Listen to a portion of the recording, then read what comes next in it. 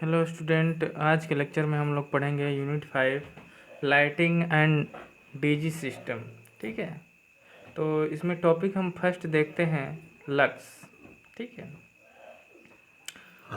यदि खोखला गोला 1 मीटर अर्धव्यास का हो तथा इसके केंद्र पर, ठीक है, एक कैंडेला शक्ति का प्रकाश रख दिया जाए तो प्रदीपन 1 मीटर कैंडला होगी तथा इसे लक्स कर। देखिए बेटा, कहने का मतलब कि जैसे आप बॉल देखे होंगे, हम क्या करें, या स्फेयर देखे होंगे। ठीक है, तो अगर हम स्फेयर को, गोले को आधा कट कर दें, ठीक है, और जो उसका केंद्र है, ठीक है, उस केंद्र पर हम क्या करें, एक प्रकाश रख दें। ठीक है, प्रकाश सोर्स, जैसे कोई लाइट हो गए, ठीक है, तो हम वहीं पे क्या कर देंगे, उसको ऑन कर देंगे। तो जो प्रदीपन होती है 1 मीटर कैंडेला हो गई तथा इसी मात्रा को हम क्या कहते हैं, लक्स कहते हैं। ठीक है, टॉपिक नंबर 2 देखा जाए बेटा, ज्योति फ्लक्स। ठीक है, इसमें देखिए कह रहा है किसी दीप्त पिंड से वैद्युत चुंबकीय विकिरण तरंगों के रूप में प्रति सेकेंड विकीर्ण होने वाले प्रकाश ऊर्जा की मात्रा को ज्योतिक फ्लक्स कहते हैं। ठीक है, यह प्रकाश शक्ति के तुल्य होती है। ठीक है, तुल्य मतलब बराबर। इसे ल्यूमेन मात्रक में फाई या एफ प्रति प्रतीकात्मक अक्षर से व्यक्त करते हैं। अर्थात सूत्र के रूप में अगर इसे देखना चाहे बेटा, तो ज्योति फ्लक्स बराबर स्रोतों से विकृत प्रकाश ऊर्जा की दर। ठीक है, तो अब हम लोग देखते हैं ज्योति फ्लक्स क्या होता है।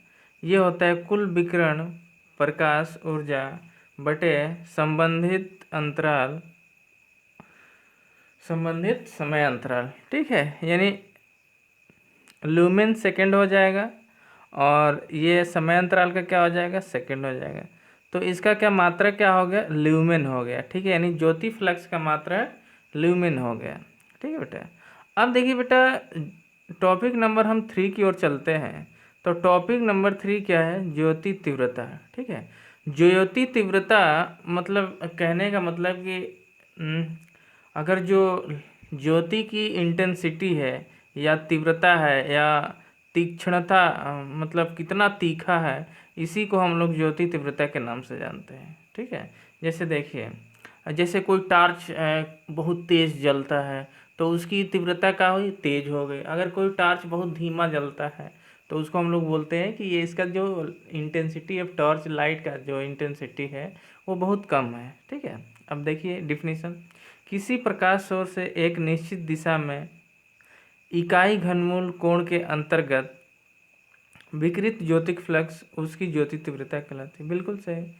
इसे SI मात्रक में कैंडेला कहते हैं। इसे I प्रतीकात्मक अक्षर से प्रदर्शित करते हैं। इसका पुराना व्यवहारिक मात्रक कैंडेला, पामर या केवल कैंडल है। अर्थात सूत्र के रूप में ज्योति तीव्रता फ्लक्स प्रति इकाई घन कोण इक्वस टू, ठीक है, तो इसका देखिए आपका क्या हो जाएगा, I equals to 5 steradian angle. ठीक है, तो ये आपका हो जाएगा कुल ज्योति फ्लक्स बटे कुल धन कोण, ल्यूमेन बटे स्टेरेडियन यानी कैंडल। देखिए बेटा, स्टेरेडियन क्या है, ये जैसे हम लोग अपने सिंपल कोण को थीटा से मापते हैं, उसी तरह ठोस कोण को हम लोग मापते हैं स्टेरेडियन में। ठीक है बेटा, चलिए अब हम लोग आगे पढ़ते हैं। देखिए कह रहा है कि ज्योति तीव्रता किसी प्रकाश स्रोत का या प्रदीप्त सतह की दी हुई दिशा में प्रकाश विकिरण की क्षमता है। इसलिए इसे प्रदीप्त शक्ति भी कहते हैं। ठीक है, इसके अतिरिक्त इसे ज्योतिर्मय तथा कोणीय ज्योति फ्लक्स घनत्व नामों से भी जाना जाता है। ठीक है, अब हम लोग देखते हैं टॉपिक नंबर 4, ल्यूमेन विधि द्वारा ठीक है। ल्यूमेन विधि द्वारा प्रकाश सोर्स की क्षमता का परिकलन, ठीक है। देखिए इसका तात्पर्य कुल ल्यूमिनस फ्लक्स, ठीक है, ल्यूमिनस फ्लक्स द्वारा लैंप साइज के परिकलन से है, जिसकी व्याख्या निम्नलिखित है, ठीक है बेटा। अब देखिए हम लोग क्या करते हैं, W बराबर हम लोग वाट में लैंप की क्षमता, ठीक है, ईटा जो है ल्यूमेन प्रति वाट मात्रक में लैंप की दक्षता, ठीक है, फाई जो है ल्यूमेन मात्रक में प्रति निर्गत ज्योतिर्फ्लक्स। निर्गत मीन्स बेटा क्या होता है, निकलना या उत्पन्न होना, उसी को हम लोग निर्गत बोलते हैं, ठीक है। फाई इक्वल्स टू होता है बेटा आपका W इंटू इफिशेंसी, ठीक है। हम लोग W को जनरली वाट और ल्यूमन, ठीक है, या वाट के नाम से जानते हैं, ठीक है।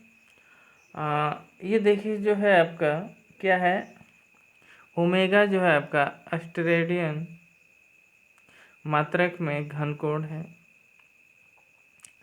आई जो है कैंडल पावर अर्थात कैंडेला मात्रक में ज्योति तीव्रता है। अब यहाँ पे देखिए इसके हिसाब से हमारा फाई क्या हो जाएगा, ओमेगा इंटू आई, इसको हम लिख सकते हैं 4 पाई इंटू आई, ठीक है, बिल्कुल सही। अब देखिए बेटा हम लोग एन क्या है, प्रकाश स्रोतों अर्थात लैंपों की कुल संख्या, यानी जैसे मान लीजिए हम जितना भी बल्ब दिए हैं या लैंप दिए हैं, इसी को हम लोग क्या कहते हैं, लैंप कहते हैं, ठीक है, क्लियर। अब देखिए बेटा जो फाइटी है ल्यूमेन मात्रक में कुल विकिरण ज्योति फ्लक्स, ठीक है, तो ये कुल क्या हो जाएगा, प्रकाश स्रोत जितने हैं और जितना फाई है, तो आपका क्या हो जाएगा, फाई टी हो जाएगा। यानी एक मतलब बल्ब से कितना आपका फाई जनरेट हो रहा है या प्रोड्यूस हो रहा है, तो एन अगर बल्ब लगे हैं तो फाई टी क्या हो जाएगा, टोटल, ठीक है। तो इसको हम लोग लिख देंगे कि जितने बल्ब हैं और इंटू फाई, समझ गए बेटा। अब चलिए ई देखिए क्या होता है, ई जो होता है ल्यूमेन प्रति वर्ग मीटर मात्रक में कार तल पर औसत प्रदीप्ति। प्रदीप्ति क्या होती है बेटा, प्रदीप्ति कुछ नहीं होता है, वैसे सोर्स जो खुद से प्रकाश देते हैं, ठीक है, मतलब दूसरे के प्रति आश्रित नहीं होते हैं, जो खुद से प्रकाश देते हैं उसी सोर्स को हम लोग प्रदीप्ति कहते हैं, ठीक है। चलिए ये क्या है, वर्ग मीटर मात्रक में कार्यतल पर कुल सतह का क्षेत्रफल, ठीक है। जैसे मान लीजिए क्या होता है कि बल्ब कहीं और टंगा होता है, ठीक है, आप भी देख रहे रहते हैं कि बल्ब आपके 2 मीटर 3 मीटर 4 मीटर के दूरी पर रहता है और आपको कहीं काम करना होता है, तो यानी कहने का कि जहाँ पे आप वर्क कर रहे हैं उसी का कार्यतल का कुल सतह क्षेत्रफल ए है, ठीक है। अब देखिए जो फाई यू है ल्यूमेन मात्रक में उपयोगी ज्योति फ्लक्स, ठीक है, ठीक है, ल्यूमेन मात्रक में कार्यरत तल पर कार्यकारी ज्योति फ्लक्स। ये देखिए जो फाई यू है क्या है, ल्यूमेन मात्रक में उपयोगी ज्योति फ्लक्स, ठीक है, जितना उपयोग करना है, या ल्यूमेन मात्रक में कार्यतल पर कार्यकारी ज्योति, या जितने चाहिए हमें, ठीक है, कार्यतल पर प्रदीप्त गुणे कार्यतल का क्षेत्रफल, ठीक है। चलिए इसको अगर हम मैथमेटिकल में लिखना चाहें तो हम लिख सकते हैं phi U equals to E into A, ठीक है, जहाँ पे ए क्या है, एरिया है, ठीक है। एकांक से अधिक मान वाले कारकों, अब जैसे मान लीजिए बेटा कि यहाँ पे एकांक के लिए क्या हो जाएगा, f इंटू 1 हो जाएगा, ठीक है, का गुणनफल। अब देखिए f लेस देन 1, ठीक है, f कुछ नहीं है, क्या है बेटा, f हमारा फैक्टर है, ठीक है, अब देखिए एकांक से कम मान वाले कारकों का गुणनफल चित्र के अनुसार लैंपों द्वारा विकिरित कुल ज्योति फ्लक्स। ठीक है बेटा। अब यहाँ पे देखिए बेटा, जैसे कि आप चित्र में देखिए, जैसे चित्र में देखा जाए कि ये दीवार है, ठीक है, ये छत है,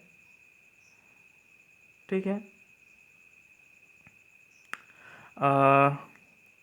और यहाँ पे 1 2 3 4 5 बल्ब हैं, ठीक है। तो 5 बल्ब हैं तो हमारा क्यूटी कितना हो जाएगा, 5 × 5, ठीक है, ये हमारा हो गया। तो अगर हम फार्मूले के हिसाब से देखें ये, ठीक है, तो एक नीचे हो गया आपका वर्किंग सरफेस हो गया, और ऊपर जो हो गया आपका माउंटिंग प्लेन हो गया। यानी छत में जो बल्ब जल रहा है, जितने बल्ब जल रहे हों, और नीचे जो आप पढ़ रहे हैं या जहाँ काम कर रहे हैं, ठीक है, समझ गए। तो अब यहाँ पे देख लीजिए फाई टी इक्वल्स टू आपका हो जाएगा phi U into factor less than 1 बटे factor greater than 1 upon factor less than 1, ठीक है। ये समीकरण आपका एक हो गया। अब देखिए समीकरण 1 में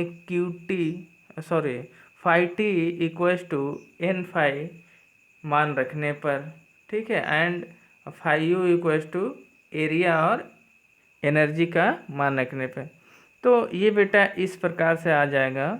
जैसे ही हमने मान रखा तो ये आपका हो जाएगा n × phi equals to E × A factor greater than 1 बटे फैक्टर लेस देन 1, ठीक है।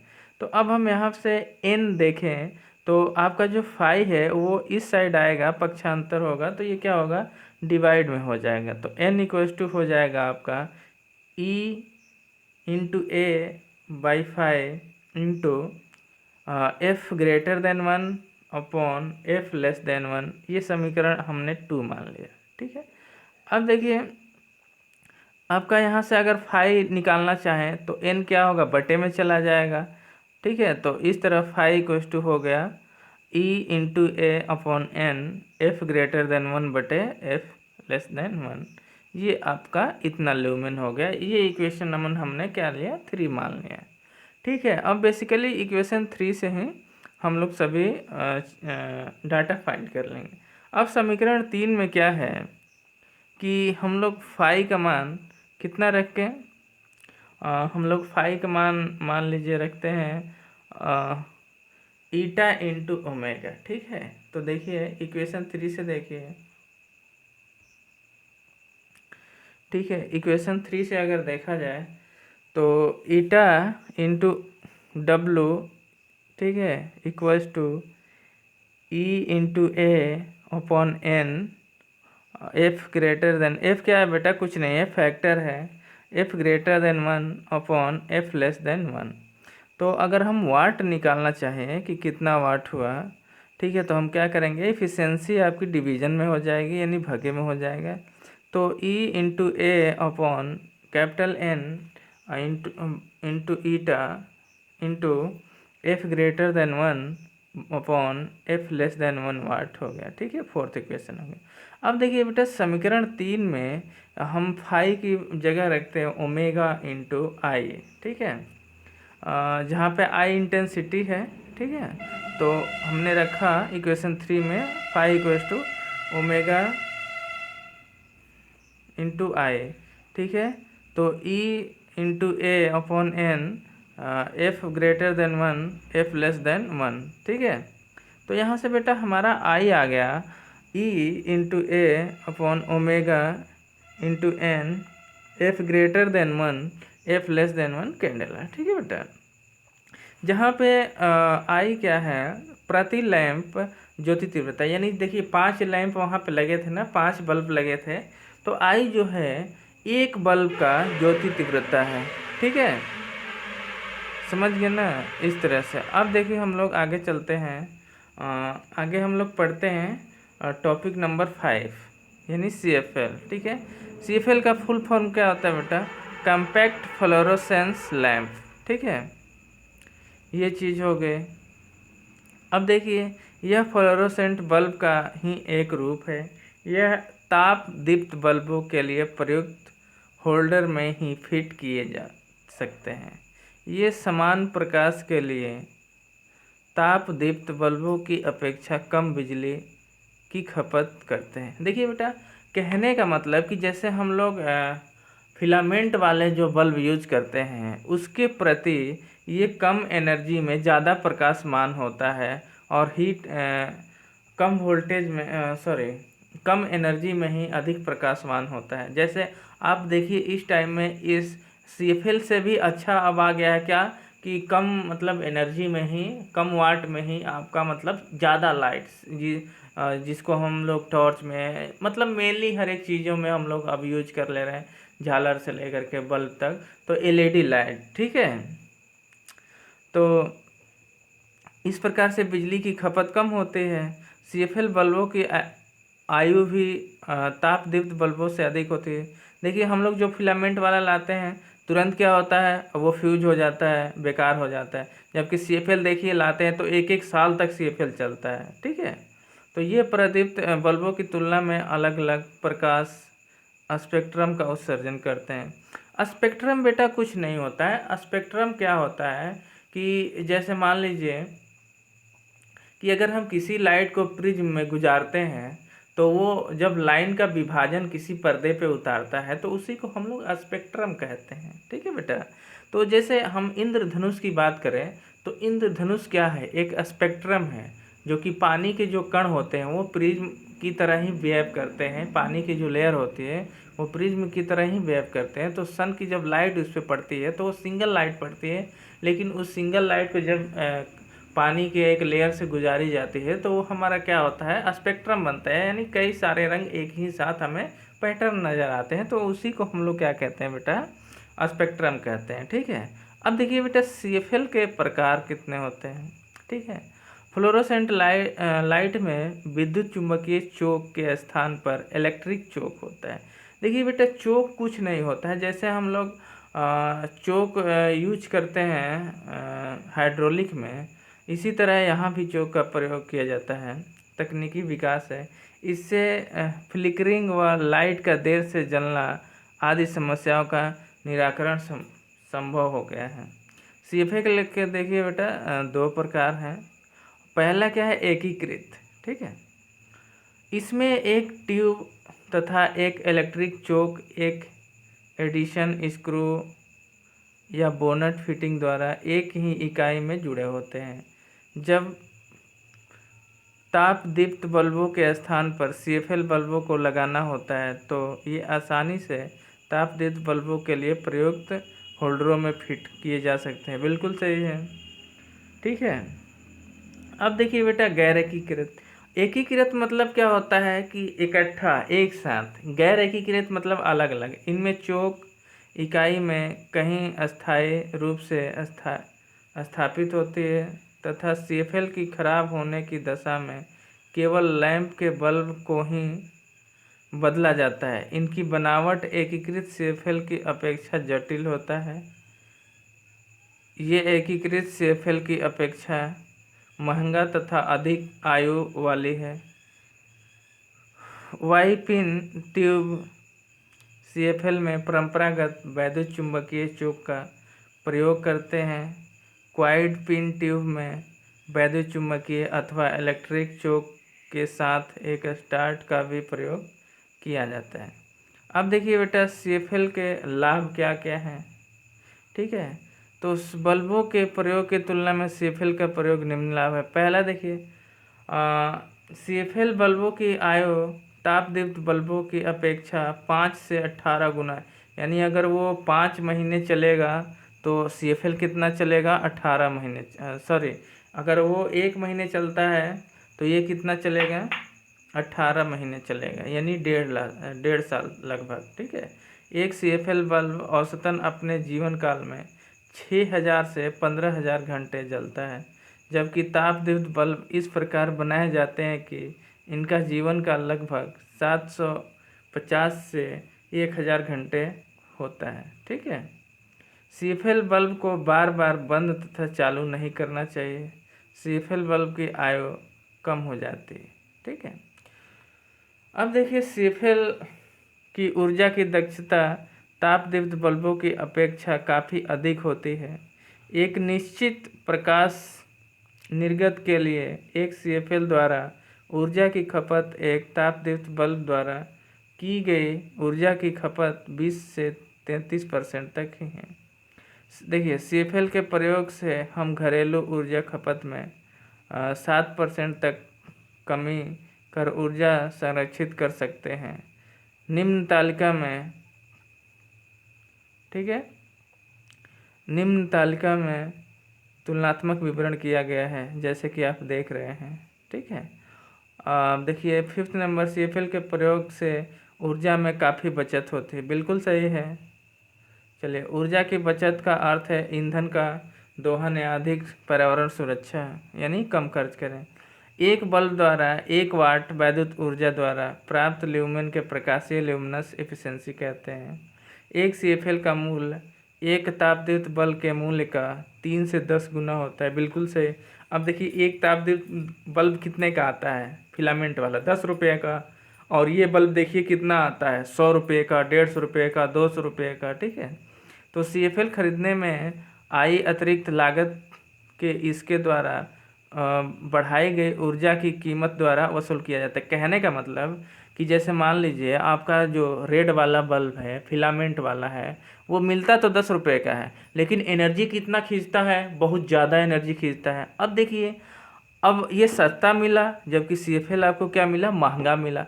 तो अब यहाँ पे तो सस्ता मिला बल्ब फिलामेंट वाला, ठीक है, और एनर्जी ज़्यादा खाता था। अब वहाँ देखिए आपको CFL जो है बेटा वो 200 रुपये की मिलती है, लेकिन एनर्जी कितना खपत होती है, 20 रुपये की खपत होती है, महीने में 10 रुपये खपत होती है। तो आपको यहाँ फ़ायदा वो क्या होता है, रिकवर हो जाता है। ठीक है। अब देखिए CFL बल्ब के उपयोग के दोष क्या क्या हैं, मतलब इसके प्रयोग करने से क्या क्या दिक्कतें आती हैं। देखिए, यह अल्ट्रा वायलेट तथा नीले रंग को उत्पन्न करता है, जो कि हमारे आँख के लिए हार्मफुल है। अल्ट्रा वायलेट हमारे लिए भी दिक्कत कर सकता है, इसीलिए इसे उचित दूरी बनाने की रखने की ज़रूरत है। इसीलिए CFL बल्ब कभी हमेशा आँखों के रोशनी के नज़दीक नहीं जलाना चाहिए, आँखों को हार्मफुल करता है। इसमें तांबा वाष्प बल्ब में रहता है, जो कि पर्यावरण के लिए बहुत ही पर्यावरण तथा हमारे जीव जंतु के लिए बहुत जहरीला साबित होता है। इसे कहीं पर भी न फेंकें। ठीक है। CFL को जलाने में लगभग 1 सेकेंड का समय लग जाता है, परंतु चमक पहुंचने में कुछ समय लगता है। आप कभी भी CFL या ट्यूबलाइट जलाइए तो देखिए कुछ देर बाद प्रकाशमान होता है। ठीक है। तो आज के लिए बेटा इतना ही। इसके आगे हम लोग पढ़ेंगे नेक्स्ट लेक्चर में। तब तक के लिए थैंक यू, धन्यवाद। स्वस्थ रहिए, व्यस्त रहिए, पढ़ते रहिए और मस्त रहिए। धन्यवाद।